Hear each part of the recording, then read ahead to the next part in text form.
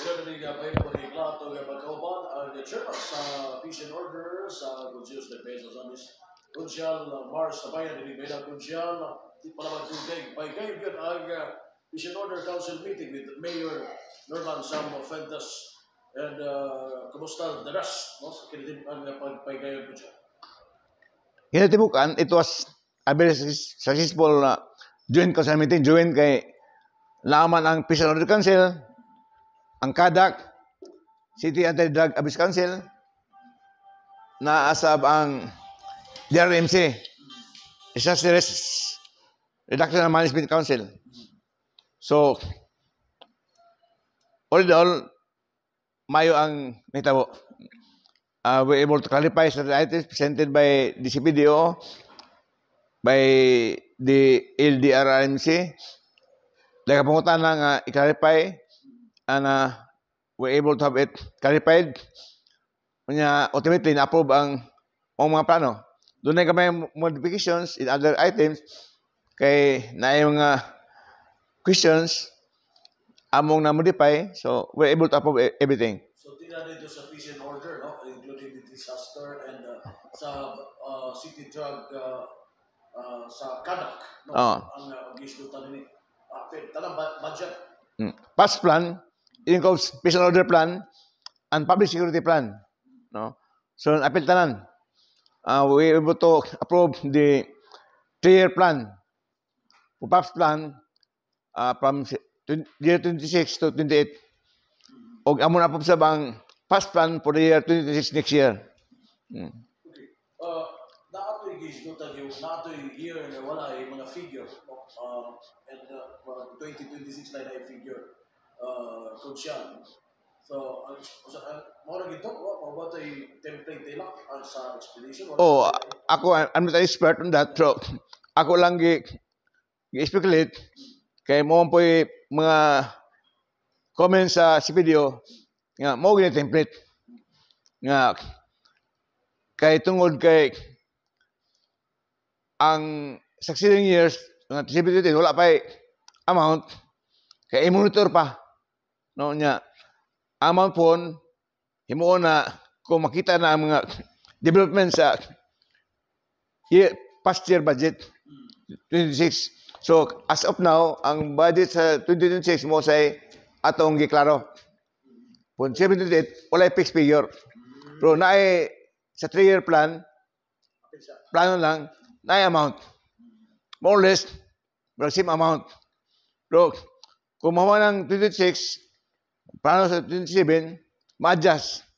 Nga base ng 26, atong palakaan, atong pagamian, unabay insert nga hintumaw nga bagong developments, ngangit butang budget. So, muna nga, wala specific ang amount sa 27 and 28. Pero na ay amount sa for the 3-year period. Na ay amount sa period next year, 2026. So, importante kayo din mo nga meeting. So, aron nga alam sa paghatag og pundo sa next year nga nabila sa Peace and Order na dili magamiton dili sa Nagbayaw. Napil na ang plano sa uban nga mga agencies, GMP, sa Fire Department, sa Maritime, o among support sa Philippine Army, o sikan PPMC, apil na tanan. So wala pa na kuha ang the proposed budget for that mga agencies na sila possible ng mga planned production kuha sa ilaha. Na proposals ang atong local PNP, ang atong GMP, atong uban nga agencies, napod ang katong sikan PFC, ilang semit istudyuhan, gipagitag pondo sa atong budget, o itabangan sa CPDO, accountant, o namugda na sa atong city administrator ang budget yun. Munang ipisdar karon for comments sa tanang stakeholders. Kaya kining Peace and Order Council, apel minitaran, stakeholders, government, local government, na ang mga uniform personnel, na mga GSO, ang mga academe, religion, no? Member man sa moong Peace Order Council, natanan. So makareact ang mga stakeholders kung unsay lang nakita nga mga observations, remarks sa moong budget. So tanan nga sektor sa atong katiliman sa SAMES makareact para atong maubol ang sakto yun nga ang inang pondo para atong suportahan atong Peace Order program, atong Public Security Plan program sa SAMES. So, ang ngayon lang hatagan yun, dako nga punto in terms of peace and order, ang kausay kanina kayo, labi ng mga agencies, police, mga pala mga agencies sa mga pagpadagan usap, no? Ang programs, mayroon sila na, tamo na sila yung national na mga program, no? Like PNP, ito bitang ilang body camera, wag na sila issue, you know? Yes, we're happy with the present very stable peace and order conditions sa SAMES. Kita na ito nga may nang kasakalinaw. We're happy with that. Look, we need to sustain our condition, improve pa ganyan, enhance, improve pa para ang atong kasakalinaw di lang kasamtangan, di tactical, kundi malungtaron, mula hotay. So we have to sustain our program, labi na ang security sa publiko para ato yun ma-popsite ang atong kasakalinaw sa sunod ng mga katuigan. Di ka na karoon. Including pa rin, ang katong gitawag pa ng intelligence fund o Nasab. Doon nag-ilalis kanina kung pila amount yun nga ibutang sa intelligence fund. Nag-ilalis kanina sa mga naglain nga mga ahensya nga unsay amount nga kinalan. So na-settle lang na, settle. So, asa lang siya possible swap? Kay ang most of nga is 10% the total of the peace order plan and public security plan. Pero gikalipes DLG nga sa peace order program lang. Wala labot ang public security. So, ang total ito nga amount is based on 190 million. Kapin, 30%. Nakalipay nga dito ra sa 106 sa programa ra sa peace and order appeal ang public security plan. So, sito lang ako. So, kanin sa intelligence fund o ba? Like siya sa kanang like PNP nga mga gikahin ng mga punto. Una na sa atong nakatapos sa first plan, peace and order o sa atong public security plan. So, separate siya. So, kaya siya magamit din siya, kuhan gapon siya sa kakausay kanina. Sumala sa panginalan nga, mo-recommend na itong peace order. Ang yan ba, gamiton ang atong security plan. Ang atong confidential fund, I mean. Okay, so, the rest kompleto, no? Mga agencies na nagtatambong sa mga peace and order. Like, the PNP, like BJP, Sikan PMMC. Kaya naman sila yung mga program sila kagalingon. Ang atulog ka pulis na ilakap, local anti-criminality plan, apil na sa PAPS plan. Nangulaan sa president kanina, kay malidultan ilang presentation, kay sila may napupusal. No? Nakita, okay naman sila. Sa gipakita nga amount, plano, di submitted nga okay ra. So, anong percent? Kaya naman na-include naman tanan. What ba naisutan ba kung siya lang? Nabi na po, possible ba magputang ng mga polis dili sa tuwa sa mismo sa Usapas? Dati siya continuing request atong mayor nga, continuing gila sige nga. Kung may mo, madugangan kay kulang permanente atong polis. Sa amin, same problem is true with other religious nga, nangahan po. Kay short yun atong kapulisan. And anyhow, we're able to do what is within our capacity, atong kapasidad, atong kuan lang, kung dito na ta, ning kamot atong kapulisan gyud nga ma-account bisan sa kagamay nila, ma-covered yung tanan lang ang tanang panghinala ng siyudad sa peace order. How about you mentioned kanina na po sa CDRR? Saan po yung propose nila sa CDRR? Kaya ito may meeting man mi sa CDRR. na mga proposals nga na investment plan, no, nga among gi-approve. Kung nakita na mo nga ang amount ay wala, it's no longer there. Abi na mo na savings ang maong account. So, i-clarify karon ni Ma'am Imelda ang atong budget officer nga wala na kay na-appeal naman sa atong SB1, meaning supplemental budget number 1. Ato pang March, wala na yan. Wala ba matay, I think is only by inadvertence nga na-report mo god. Pero ang report din na updated. Kung ba siya na 6 million nga wala magasto. So, i-approve itong aging council meeting sa LDRMC. Pero karon atong i-correct, atong i-rescind, i-revoke ang maong approval motion, then atong i-correctan nga naghulit ang amount. So 6 million atong ipulog. Other amount, gikan sa lang account, nag-revert ta, gikan sa account sa flood control, no? Oh, akong iklaro gani nga atong gihimo walay mga motivation basig na uban mga mahimong komentaryo nga ang budget sa flood control atong gi-revert wa gamita ato ibutang sa LDRMC nga kalihukan kay halok na mapil sa issue sa nasyonal nga sa corruption sa flood control. Walay motibo na. Wala mga gamit sa flood control nato di atong gamiton sa angin gamiton sa puda moment nga nangilahan na atong LDRMC upondo. CDRRMC nga trabaho din. Okay, yan ang need to augment the LDRMC fund na nangilahan ba na abi na to na ipondo nga available funds nga savings waday so atong gi-revoke appropriation nangita pundo lain ihulip sa amount nga na-approve na. It's bigger, it's 7.5 million. So wala ka sa ingon dito ano kay relation magyapon sa disaster ano ko. Nakita na pundo asa kuon. Dito sa flood.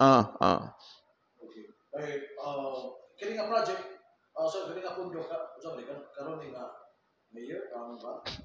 Savings na sa past year 2024. So 2024. Nga wa magamit. Possible magamit siya.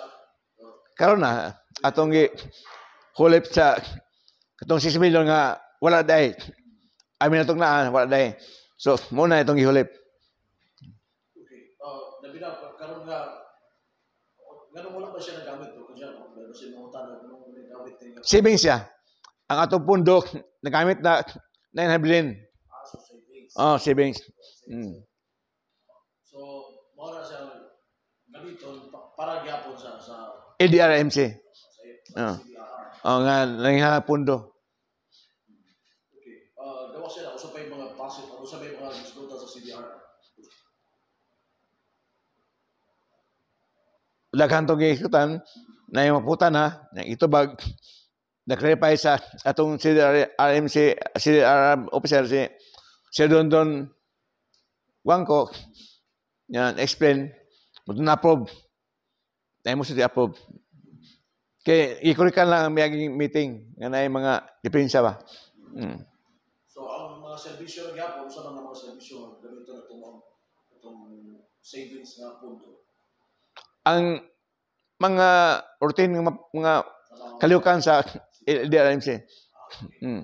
Kung na mga calamity lang may kilagtabang at mga gimiton.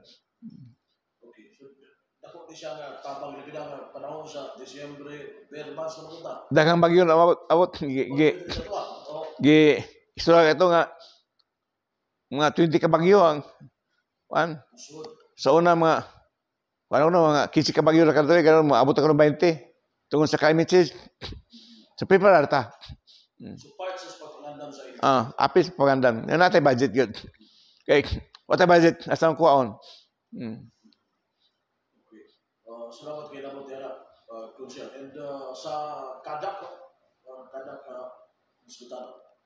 Napoy budget na itong i-approve na. Okay, nibro man nga tong siyudad, then kamot yun nga, tanang barangays ma-drug free. So far, wa ka man siya natay na drug free nga about 32. So kulang pa mga sinibi. Sa whole province gani, 192 ang barangays, murag about 470 na kapil ang drug free. So gamay na lang yun ang barangay sa tibok probinsya ang wala man drug free. Nga, kung sa amin mo kaya daghan nga nabilin. Kay di mo matingala kay nakita mo to sa una pa ni, no? Ang sa amin sa Cebu Capital of Mindanao, daghan yun. Yung Ginoo nga karon di na ta. Ay tawag si Cebu Capital kay nani kamot ng kapulisan with support of the LGU usabang mga mission negosante sanang DSO non-government organizations in support of yun sa atong anti-drug campaign sa Samis. Okay. So, nagyapon ang suporta sa NGO, dito sa mga barangay. Atong ipadayon na atong programa, ang PWDs, Patients Use Drugs, atong kanong yung itabangan nga ma-rehabilitate, atong community-based rehabilitation program na karon na atong ipanakimutan nga katong sa una na kami nagluga magbago niya ilang masustain na kinabuhi nga di na mo balik. Dahil mga library programs itong gihatag sa NGO, no? We support of mga other stakeholders nga padayon yun ilang patient nga station nga wala magamit og droga. Matakaroon niya nahimutang meeting sa kada barangay sa ilang mga PWDs, persons who use drugs, niya atong i-monitor kung nakapagyod nga usahay na agyod makabalik, no? Kaya wala ka dipinsa sa mga situasyon ba? Pero in general, tanan mayud ang pagdala nga agin balik. Improve na yun. Sinindot Ang dagan. sa Sa atong kadak nga programa na epekto gyud. Ganit. Nakanam kada ka atong barangay sa drug free. Ang resource state di kay drug free na ka, wa na, okay na. Mubalik man na kung diin pasadahan nimo. Atong continuous monitoring sa atong mga barangay sa drug free na pwede gyud mahimo pa pud nga questionable na pod. Yan na po yung nasulod ng mga lautang at tiliman. So ato yung gimatayan karon with this, we request the alertness for people, kung na ilang makita nga katiran, ilagay report sa polis. Ug sa itong public officials, para patakag, hinalay ang patagal. Labi na mga estranghero sa barangay, kahit sulod, lahibayo si Tuyo. No? So, verify. Kapitan, mga kagawas, verify. Kumahi mo. Di ingon nga, nag-increase na sa pabasi sa atong mga taga-barangay. Wala. We are just trying to protect our community. No? Kaya, lahi kayo ang kahimtang kung imong barangay drug free. Kaya sa imong barangay daghang gamit og droga, samo kayo. Daghang pahitabo nga magubot sa barangay. Naibutang mga wala, na makimin mahitabo. So, di maayo ang talanahon sa barangay. Pag limpyo ang barangay, wala drug users, maayod ang atong kausay kalinaw sa barangay. Coach, dapat ay time frame kay labi na kapitan sa Osamis o time frame ng barangay. Hindi sila mag-drug cleared na sila, no? Kaya kung mag-drug cleared ng mga barangay, di Osamis City yun, kinatibukan, mga mag-drug cleared mo siya. I-put the time frame on ourselves. Nga, kita mismo nga katawa ang magbutang time frame nga malingkamot ta. Pero kami sa EDYO, nagbutang may palingkamot nga. Kumay mo, by the end of our term, na yun, droga sa amis. Ano ito ang ambisyon? Okay, kami start, sa 19, wala ba yung drug free? Inahinay na to. No? Sa sakatuig, na usay na first bus, upat, drug free. So na itulo. So ito daw, nanapod, upat, unom, usahay, kung sito yun, na itulo. Hanon abot yung 30 plus. hilapa sa 25, 26 to, dahil doon kang unom, muna hindagan. So, dapat kulang yun. Labi na sa mga ubang barangays, nga, dako barangay na, Tinago, Lawis, Da Cruz, Tenpo, Annex, Talman, maningkol, manilisod kayo dagpri pa. No? Naningkamot na yung ginauban sa mga katawan nga malimpyo itong barangay. Paningkamot sa mga public officials, with the barangay officials, uban na yun sa mga katauhan sa barangay. Kaya kining nga fight sa EDSA against illegal drugs, di ini among kagalingon nga paningkamot mulampos mi. We need support all people, all stakeholders nga mag-iusay gud. It's in unity and harmony nga we could solve all our problems in the city of Samis. Okay. More on budgeting, malagay mo ron sa peace and order, sa meeting, conduct, kung sa CDRR, budgeting. After din, kung sa'yo nakita mo sa budgeting. At least, approve na, it will be a matter of implementation. No? Katulad ba next year naman, next year. At we are preparing ourselves for the next year. No? So, natay template nga on sa posible nito next year, natay kwarta nga giandam ano magasto mga motobags sa panginanan sa atong LGU. O sa atong kapulisan, uban nga mga uniform personnel sa atong dakbayan. Okay. Salamat nila, Coach. And usap ko rin dalo pa rin tanong kung may mga pinagaman sa kampanya yapon sa may maintain mo ang mga drug clear ng syudad. Sabi na kung may mga random na mga drug test, no? Possible ba na Apil sa itong budget. Apil sa budget. budget? Na random drug test sa itong mga paywalls. Nasa itong kapulisan. Apil sa atong programa. Nga atong subutan sa atong budget. Tanang aspito sa atong pag-good governance na sa atong budget. Salamat kaya labot na konsyal, no? Sa kinatibok no? Sa pagpagaya nini. Kasi doon na kayo pa nga ipabot, no? Nabila sa pagpagaya ng Peace and Order Council. Kabayan sa itong Jose Calinaw o sa public security sa itong mga Rosaranon sa Summit, kami naningkamot yun. Pinagi sa Pangulo sa itong mayor, ato ni Samuel Maprites nga mahusay yun, mapadayon na itong Jose Calinaw. Kaya kita ang slogan ito sa katupan niya atong 75th Diamond Anniversary sa Summit nga building lasting peace. No?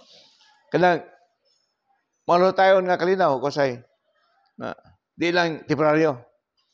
Nga, di nang balik ang nato pa nga atong giantos nga di gyud maayo nga kasi kalinaw. So, maningkamot ta og ako na sa katawan nga uban ni kami. Sa paningkamot ato mayor, ato vice mayor, mga konsyales naningkamot nga atong susinihan atong maayong dagan sa Jose Calinaw sa Samis. Kaya inyo namang makita ang diferensya sa unang karon. Nakita niyo ang atong kalipay nga atong pamilya intact na. O na anak maglaglag nga baka ta basig magumon sa illegal nga droga, sabo. Atong bana usay mo uli na sayo. Usay kanon na mo uli. So ato kita nga nay maayo nga sabutanan nga may takong impact sa atong pamilya sa dagan sa atong kinabuhi isip usa yanong restauranton atong negosyo. Kaya na kasi kalinaw, patulan mo lambo ang negosyo. Dagan mo invest. Kung wala, isa may ganahan mo invest nga negosyante. O kana na align sa vision atong gobernador Henry Nominal nga gusto na ito nga musimis doon, labi na musimis doon, inang kinabuhi, makita to ang gobyerno sa kinabuhi sa katawhan nga kita mapuyo nga palinawon, malambot og malipayon. So muna timilan nga improve gyud atong siyudad kung ang katawhan makapuyo nga malinawon, tulog nga walay istorbo, no? Nya mulambo inapay na buhi, malipayon sila. Pinagi sa program sa atong kagamanan, sama sa Living Hospitalization Program, atong OPOP, One Family, One Professional Program, atong full assistance sa rice farmers, gikan sa pagtanom, taon sa pag-harvest, atong isiputan full assistance. Mo magani nga ang kita sa atong farmers sa amis dako na kaysa regional level. Sa region 4.3 man per hektar, metric tons per hektar. So sa amis 5.3 metric tons per hektar. Dako. Mamagani nga salamat sa atong gobernador kay siya man nangunag pahilugda sa programa. Ngatong suportahan sa amis. Kani kung tugutan ko niyo sir. Nanatay gani nga kung wala man sayod. Tatay 20 pesos per kilo nga bugas. Di ba? Nga tungkol sa panikawas ng gobyerno. Nga kita yung palit og mga tipasi, mga ikan sa tumaw nga nag-harvest. Kita yung palit. At ang price nga taas gamay sa mga comprador. Bulag 70 pesos per kilo, 19, 19, bisag 2 pesos. Then, natabularanan. Sa PCC, sikanisik, naibularan. Napoy, atong galinganan. So, bulad, igaling, libre. Wala bayron, mag-uma. Nga, kung magaling, ang gobyerno na papalit, ang probinsya mapalit. Palit. Bulag, ang atong cost sa per kilo pagpalit nasa mga 33. No? Apa bili ka 20 sa gansi. Agi ka ang tapal. Gikan sa probinsya o sa Edyo, napod sa atong nasunod kagaman. Presidente. Ang 30 pesos 650 ito nga national government 650 bahinon sa probinsya o sa Usamis Edyo. Tugbang ilang